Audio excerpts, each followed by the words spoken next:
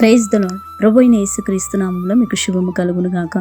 ఈ రోజు దేవుని వాగ్దానం, ఇరుకునందుండి నేను యెహోవాకు మొరపెట్టితిని, విశాల స్థలమందు యెహోవా నాకు ఉత్తరమిచ్చెను. 118వ కీర్తన 5వ వచనం.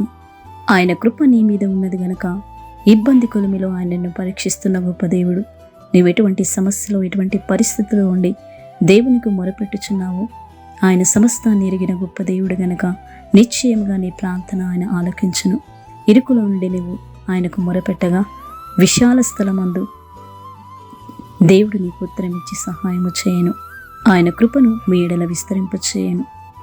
ఆయనను ఆశ్రయించు వారందరూ ధన్యులై ఉన్నారు గనుక నిశ్చయముగా ఆయన వలనే నీకు సహాయం కలుగును. ప్రార్థన. కృపాసత్య సంపూర్ణమైన గొప్ప తండ్రి, మహోన్నతమైన దేవ, నీ పరిశుద్ధమైన నామాన్ని బట్టి నీకు స్తోత్రములు చెల్లిస్తున్నాం.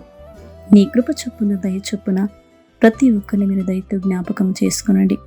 ఎటువంటి పరిస్థితుల్లో ఉండి నీకు మొరపెట్టుచున్నారో దయతో వారి యొక్క ప్రతి ప్రార్థనలకు మీరే ప్రతిఫలము దయచేయమని, గొప్ప దేవునిగా, తండ్రిగా, రాజుగా, అధిపతిగా, ఎల్హోగా, ఎబెనేజరుగా ఉండి తండ్రి మీరే కృప చూపి సహాయం దయచేయమని యేసు నామములో ప్రార్థించి అడిగి వేడుకుంటున్నాము తండ్రి.